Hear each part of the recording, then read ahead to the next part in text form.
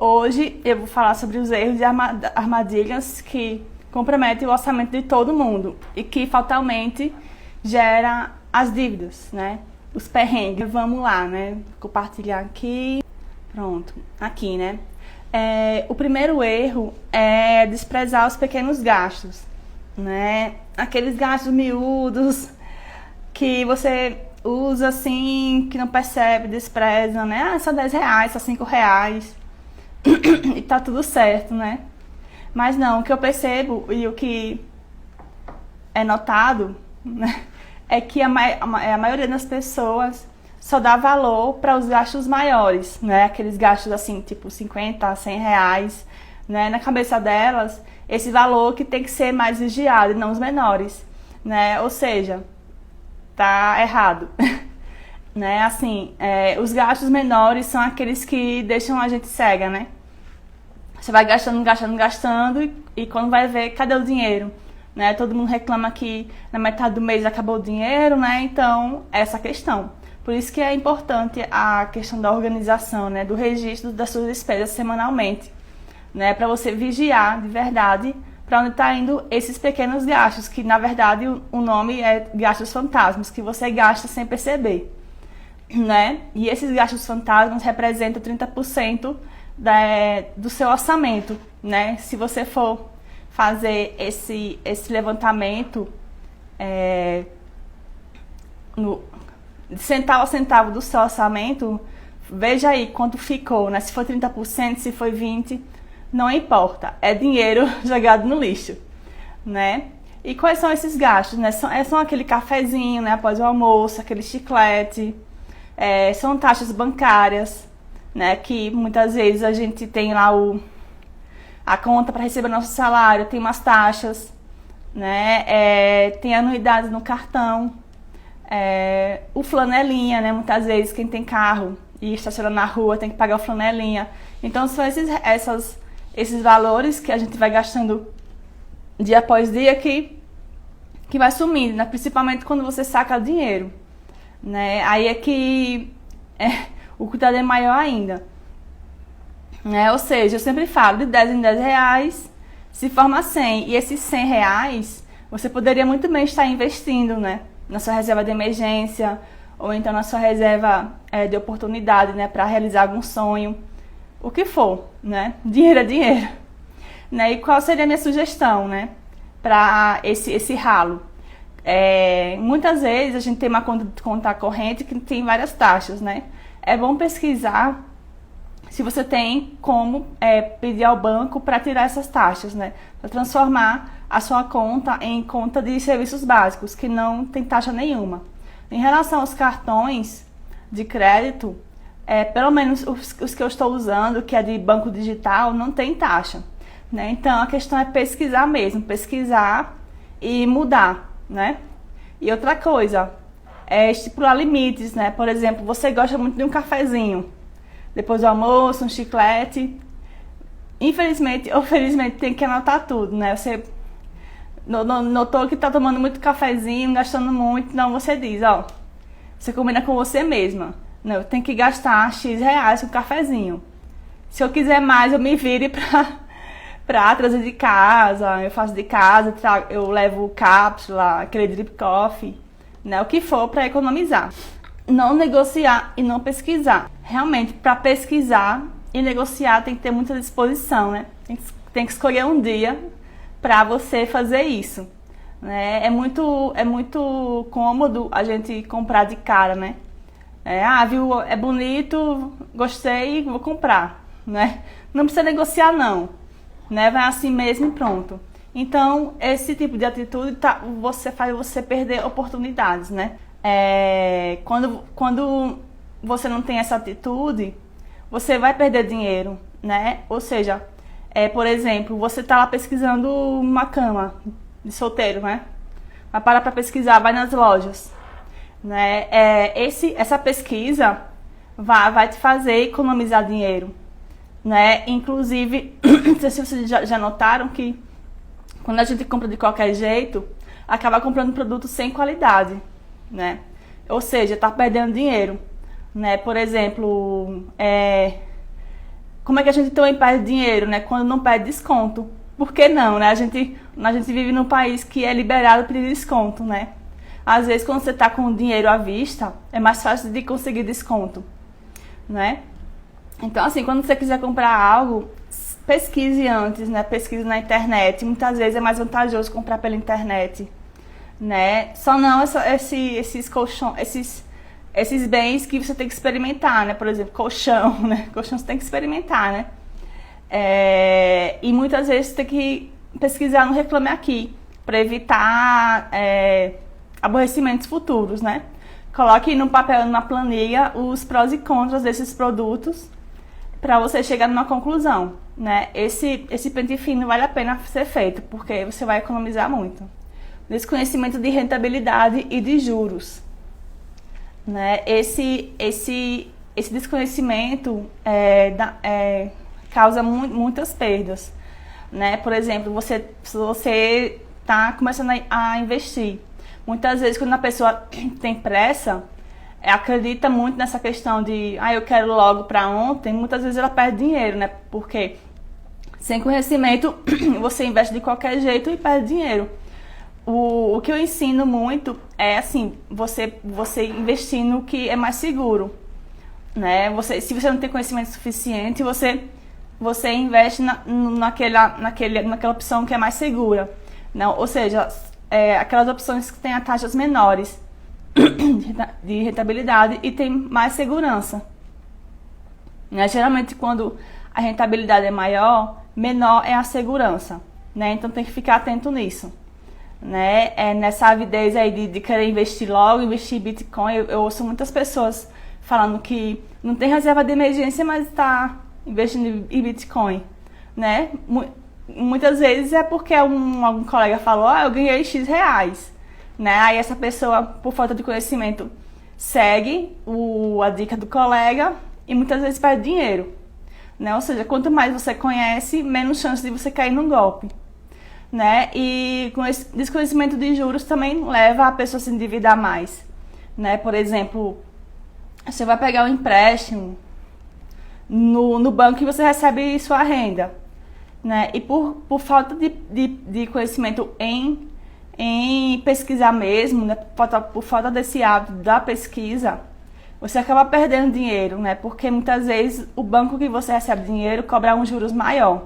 Então, o que existe no mercado hoje? Existe a calculadora do cidadão, né? Nessa calculadora, que é super fácil de usar, lá tem o ranking dos bancos que tem a taxa menor, né?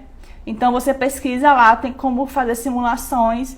Então, vale a pena você usar esse aplicativo para fazer essas pesquisas e outras mais. Desconsiderar imprevistos, né? Quando a gente não se prepara para os imprevistos, é muito fácil da gente correr atrás de empréstimo, de cartão de crédito, de cheque especial. Quem nunca, né? Muitas vezes, a maioria das vezes, as pessoas não pensam nisso, né? Que assim, a nossa vida é cheia de riscos, né? Por exemplo, tem acidentes, questão de saúde, outras questões, né? Que aparecem de repente. Você não tem dinheiro, vai fazer o quê? Vai pedir emprestado a algum colega ou então ao banco, né? Que é pior, né? Se você não controla isso, essa questão da sua reserva, você com certeza vai ficar endividado, né? Porque a dívida é a soma das causas, né? Assim, são as causas da falta de cuidado com o dinheiro, né? Se você não cuida do dinheiro, você fica endividado, né? Assim, por exemplo, a partir do momento que você recebe sua renda, você separa 10% e guarda numa conta remunerada, como essas das contas digitais, que são Porquinho, Cofrinho, etc. Ou então, se você tem algum conhecimento maior, você investe em Tesouro Direto, em algum investimento que você consiga resgatar esse dinheiro logo, né, para qualquer emergência, né? Então, a questão é essa, né? A gente se preparar para os imprevistos. Dani, se não tiver imprevisto, que é muito difícil, né? Se não tiver, você pega esse dinheiro e realiza algum sonho seu. Que consumismo, né? Consumismo O consumo é necessário para movimentar a economia, né? Mas o consumismo é uma armadilha que te leva ao endividamento, né? E tem aquela questão também da patologia do consumismo, né? Eu não lembro o nome, né? Mas assim, eu vou mostrar outra armadilha aqui, que é parecida com o consumismo, que é a falta de planejamento, né? Mas assim, quem nunca passou por isso, né? Assim, de você ver uma loja de sapato, de bolsa, aí o coração começa a bater, eu quero comprar, e não sossega enquanto não comprar, né? Você vai lá e usa seu cartão de crédito, né? Divide em 12 vezes, né? Porque o que importa é o número da parcela. É pequenininha, né? Eu vou falar sobre isso também, né? Então é isso, né? São essas armadilhas, né? Que, assim, tem no mercado e a gente, por falta de autoconhecimento, por falta de autocontrole também, acaba caindo, né? Por exemplo, agora na Páscoa, né? Tem uma loja que fez a seguinte promoção, né? Saque seu FGTS e compre o ovo, né? Que loucura, né? Aí a pessoa que quer consumir, que quer, assim, tipo, usa os filhos para consumir, né? Cai nessa, né? Ou seja, mais uma dívida, né? Agora, assim, descontrole financeiro, né? Muitas pessoas têm esse descontrole, né? Por exemplo, cartão de crédito. É muito fácil ter mais de um cartão de crédito, né? Assim, você tem lá 2 cartões de crédito, 3, cada um com um limite de 10 mil, 5 mil, só que você recebe 3 mil, né? Ou seja, você fica tentada a usar aquele cartão de crédito para satisfazer as suas necessidades básicas, nem tanto, aquelas necessidades momentâneas, aqueles vícios, né? Aquelas questões emocionais também que muita gente sabe que algumas pessoas usam cartão de crédito por questões emocionais mesmo, né? Então, uma dica que eu dou: cartão de crédito não é a extensão da sua renda. Cartão de crédito é um meio de pagamento, né? Aquilo ali, você na verdade está pegando um empréstimo para você pagar depois, né? Então tem que ter cuidado, né? Ou seja, o adequado é você ter no máximo 2 cartões e a soma dos limites não pode ultrapassar o valor da sua renda, para você justamente não cair na bobagem de usar o limite, né? Empréstimos também, existem casos de bancos, de correspondente bancário, de fazer empréstimo sem o cliente saber. Existe muito isso hoje em dia, principalmente para quem é aposentado, né? E inclusive nos empréstimos é normal, entre aspas, embutir um certo seguro, sem conhecimento do cliente, né? Então isso tudo o cliente tem que ficar vigiando literalmente, né? Eu peguei um empréstimo, o banco sacou X reais, tá batendo com o contrato? Tem que pegar o contrato. Se não tá batendo, então tem que questionar a diferença do valor, né? Por isso que eu falo, é necessário monitorar todos os gastos semanalmente para evitar que o dinheiro seja consumido sem que você tenha ideia, porque é muito fácil nessas oportunidades de empréstimo, quando você está fazendo qualquer negociação, a pessoa, por má índole, cobra um valor a mais que você não concordou, né? Ou seja, tem que ficar de olho. E uma dica, né? Sobre cartão de crédito, é que muitas pessoas assim consomem o limite todo. Eu não tenho dinheiro para pagar a fatura toda, vou pagar o mínimo. Ou seja, vai virar aquela bola de neve, né? Porque os juros desse mínimo são de 300% ao ano, né? Por isso que muitas pessoas se enrolam, né? E quem usa cheque especial, 320% ao ano, né? Então, atenção. Sobre vícios, né? Vício é uma questão muito, muito mais profunda, né? Que muitas vezes algumas pessoas acreditam que por exemplo, né, aposta, né? Essas apostas da Caixa Econômica, né? Algumas pessoas tem o hábito de apostar sempre, né? Toda semana, todo mês. Mas assim, é um dinheiro que você gasta e não vê de volta, não tem retorno, né? É uma aposta.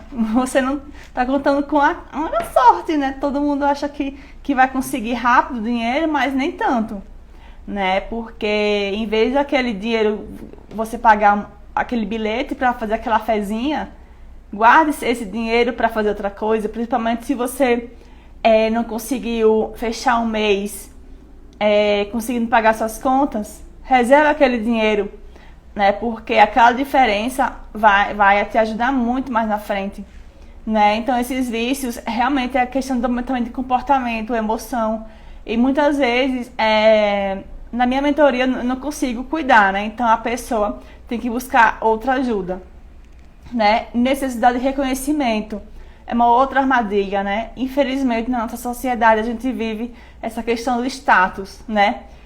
Por exemplo, para você mostrar que tem sucesso, você tem que ter coisas, você tem que comprar.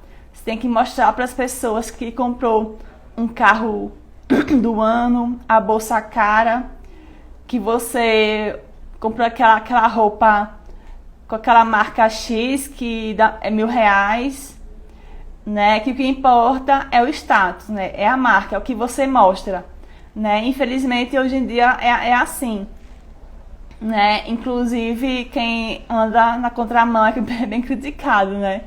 Infelizmente, né? Mas assim, essa questão da necessidade de sermos reconhecidos é natural do ser humano na nossa sociedade, né?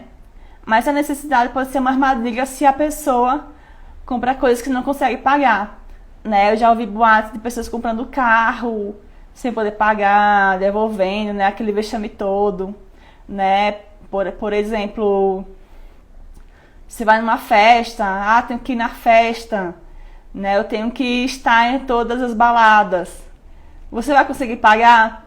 Então é aquela coisa, né? É que a pessoa tem que mostrar uma imagem que na verdade não é a real, né? Por exemplo, nessa pirâmide que eu coloquei aqui, pirâmide das necessidades do ser humano, né?